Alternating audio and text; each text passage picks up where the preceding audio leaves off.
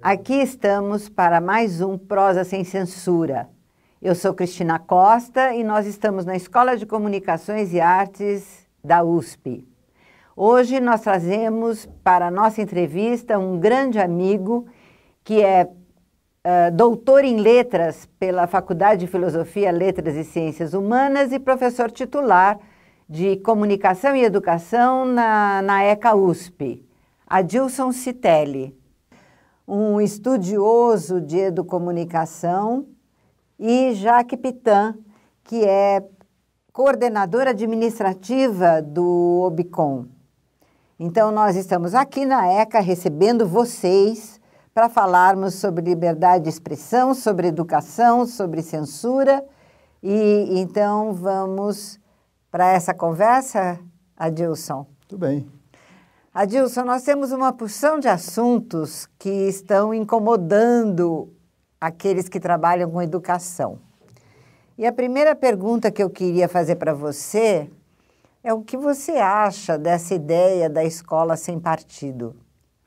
Bom, primeiramente agradeço, Cristina, Jaque, pelo convite para participar dessa conversa, envolvendo temas tão fundamentais, em particular, pensando no Brasil que nós temos hoje, que está à nossa frente, temas como censura, educação, cerceamento de liberdade de expressão, são temas sempre relevantes e, neste momento, em particular, temas sobre os quais devemos nos debruçar com grande afinco.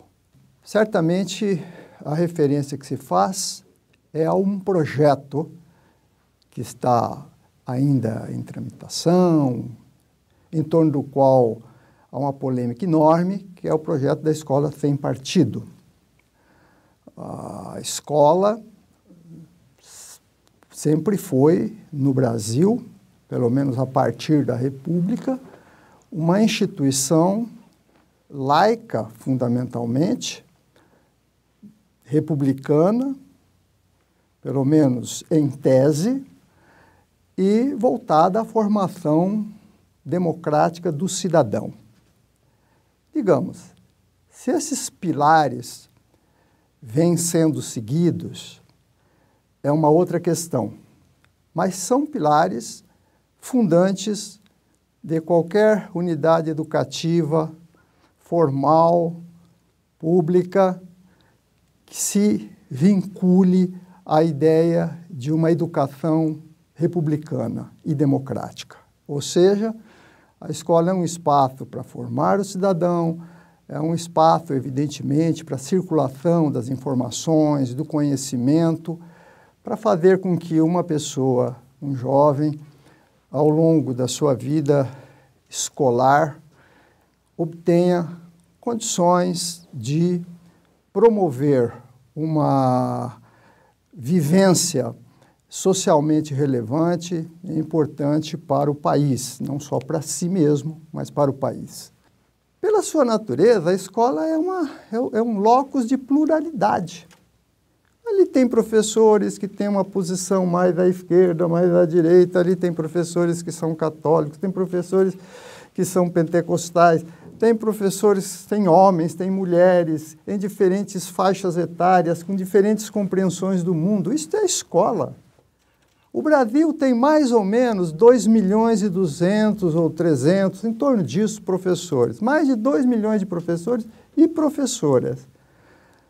São quase mais de 50 milhões de alunos. Quer dizer, hoje, no dia de hoje, as escolas brasileiras, que são mais de quase 200.000 unidades espalhadas pelo país, as escolas estão recebendo hoje mais ou menos 2 milhões de professores e professoras e mais de 50 milhões de alunos e alunas. Pergunto, que partido é esse que pode, de alguma maneira, determinar as dinâmicas, né, de tal diversidade e de tal quantidade de pessoas espalhadas pelas diferentes partes do país? Então, é uma espécie de sandice imaginar que a escola tem partido.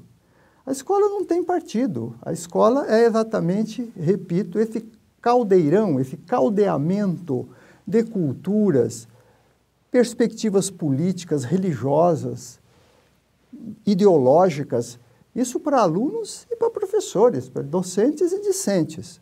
Ora, como é que você pode viver num sistema, numa escola que quer formar o cidadão, a cidadã, não é? Que quer estimular a reflexão crítica, que quer, enfim, colocar um cidadão em sintonia com o tempo, etc., restringindo procedimentos graves. Por exemplo, esse que, de algum modo, estimula a denúncia de professores sob a alegativa de que é um professor doutrinador. Provavelmente, numa escola com 50 pessoas, com 50 professores, desculpem, um doutrinador pouca força terá, porque a contradoutrinação pode ser maior do que a doutrinação. Então, esta efervescência é a escola. Criar uma sociedade de delatores é um caminho preciso na direção das formações autoritárias, da reiteração dos mecanismos ditatoriais. Isto é formação, isto é formador, dar asas à delação. A escola deve fazer um trabalho contra o delator. Como? Estimulando o debate interno, colocando em tensão as posições. Se há alguém que diz que um professor é doutrinador, vamos chamar o contraditório. Vamos colocar as contradições à frente. Vamos discutir, vamos escoimar os problemas, vamos examinar realmente o que interessa. Isto é trabalho educador. E isto não tem absolutamente nada a ver com apontar o dedo para. Sorte que o projeto Escola Tem Partido, na minha leitura, é um projeto anti-educador. Tem nada de educador dentro dele. Professor Adilson, o senhor concorda que atualmente está havendo uma certa perseguição, assim, rebaixamento das ciências humanas? Qual a sua visão a respeito disso? O que nós temos são pensamentos que reforçam a sua observação. Pensamentos que indicam, né, no sentido de que as humanidades, as ciências humanas, seriam menos significativas ou menos importantes quando confrontadas com áreas, digamos, mais pragmáticas ou de ação técnica mais precisa, enfim. Foi algo que nós próprios aqui, todos nós, muita gente, já discutia quando da reforma do ensino, sobretudo do ensino médio, né, com as novas diretrizes curriculares, etc., em que essas áreas de humanidades perdiam significado e importância, né, considerando as áreas mais duras, digamos assim. Né. Na verdade, essa reforma do ensino, sobretudo do ensino médio no país, ela praticamente prioriza duas áreas, matemática e português, e o mais é uma espécie de ajuntamento que vai se constituindo para uma formação futura, né? No fundo, que há uma tensão entre projetos do alto capitalismo que tensionam alguma coisa que teria uma finalidade pragmática bastante localizada e algo que teria uma importância menor diante disso. Quer dizer, eu aposto naquilo que traz algum resultado imediato.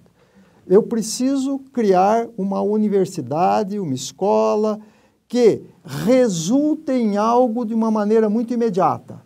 O mercado pede tal coisa, o setor produtivo está pedindo isso. Quer dizer, é uma escola que aparentemente deve responder a demandas que estão localizadas.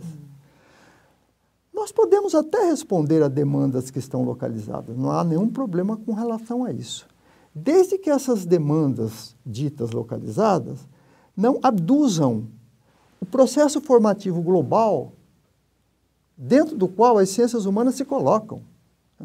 Quer dizer, é impossível, a menos que você queira formar um país de tecnólogos cuja duração será efêmera, porque as tecnologias são efêmeras, e cada vez mais efêmeras. Nós poderíamos dizer que esse rebaixamento das ciências humanas, principalmente daquelas disciplinas mais reflexivas, podem ser uma forma indireta de censura? Eu diria que, claro, você impedir alguém de ter acesso à filosofia, impedir alguém de ter acesso às ciências sociais, impedir alguém de ter acesso à antropologia, é uma forma de censura. Quer dizer, é apostar na negatividade, na negação de algo, não é? E não na assertiva. Né? Então, desse ponto de vista, quer dizer, é um conjunto de proibições onde encarar de uma maneira mais consistente as áreas das ciências humanas, se você não encara isso de uma maneira consistente, você está caindo num território da negação, portanto, da proibição, logo de um mecanismo censório, né? Um mecanismo de censura, né? Enfim, acobertamento, impedimento, né? O que não pode ter papel da escola. A escola não pode acobertar e impedir, ela pode colocar sob tensão, ela pode discutir, ela pode criticar. Você não precisa aceitar o que a escola está dizendo, o que o professor está dizendo, né? Mas você não pode sonegar. Professor Adilson, essa diminuição de verbas, de corte de bolsas, pode ser considerado uma censura econômica? Bom, não sei se eu usaria exatamente o termo censura econômica, né? Censura é uma coisa grave, mas eu acho que nós estamos aí diante de um fenômeno de outra gravidade, não que as duas são graves, mas essa eu acho que tem uma gravidade de natureza um pouco diferente, vamos dizer. Essa ideia se esclarece numa política de fragilização das coisas públicas, daquilo que é público. Assunto de algo público pode passar agora por um processo de fragilização. E as universidades estão dentro disso. Porque tem um detalhe no que tange a essas bolsas e tal. Boa parte dessas bolsas são bolsas de pesquisa, né? Bolsas de mestrado, doutorado, enfim, pós-doutorado, bolsas sanduíche, bolsas para viagem ao exterior, para desenvolvimento de projetos. Boa parte dessas bolsas dizem respeito a instituições públicas. Se nós formos olhar as grandes universidades brasileiras, sejam as universidades federais, sejam as estaduais, não é? Uma parte importante dessas universidades, digamos, um segmento importante delas, é o segmento da pesquisa, é o segmento de formação também pós-doutorada, né? O pessoal que vem fazendo um pós-doutorado, vem fazendo doutorado, que, aliás, cada vez mais se fala em doutorado ou pós-doutorado, né? Até os programas de mestrado parece que estão ficando mais fragilizados, né? Bom, seja como for, o que tem criado uma forte distinção do sistema público, agora do ensino superior brasileiro, são os seus projetos de pesquisa, a pesquisa que essas universidades acumulam. Claro que não é essa a única missão das universidades, mas daí tem um vetor importantíssimo em diferentes áreas, com inovações enormes, não é? Sequenciamento genômico, desenvolvimento de microfibras, né? Então, há uma pesquisa brasileira forte, o que coloca, aliás, as universidades brasileiras, e algumas delas, sempre nesses rankings internacionais, por maior ou menor valor que possamos dar a esses rankings, e também respeitando as diferenças entre eles, mas as universidades brasileiras sempre estão, algumas delas, entre as 100, 120 mais importantes universidades do mundo. E quando olhamos esses dados, nós vemos que vários desses segmentos estão ali, realmente, às vezes entre as 20 maiores, 15. Né? Bom, como é que você faz pesquisa? Pesquisa custa dinheiro. Alguém tem que pagar essa pesquisa. Né? As universidades federais têm uma questão, porque elas são financiadas por determinativos legais que vêm no orçamento anual da União. Então, lá dentro do orçamento da União tem rubricas com dinheiro para as universidades públicas federais. Na hora que você bloqueia esse dinheiro, que é para pesquisa, também para pagar bolsistas e todas as atividades que estão em torno da produção da pesquisa da universidade, quando você bloqueia isso, você fragiliza isso, agora sim, você está formulando um projeto podemos voltar ao termo, uma espécie de arquitetura da destruição daquilo que é público.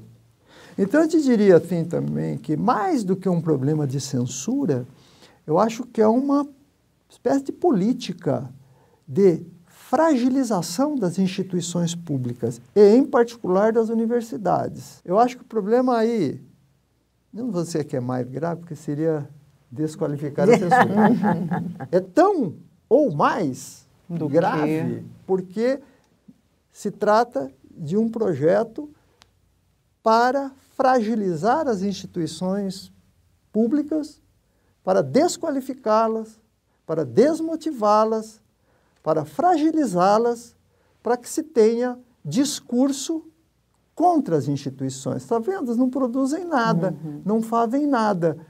Assim, agradecemos a presença de vocês, a atenção de vocês, que é aquilo que a gente mais quer. Deem o seu like, se gostaram do nosso programa, compartilhem, escrevam para o nosso e-mail, deem sugestões, façam perguntas, usem e abusem da liberdade de expressão. Obrigada a vocês.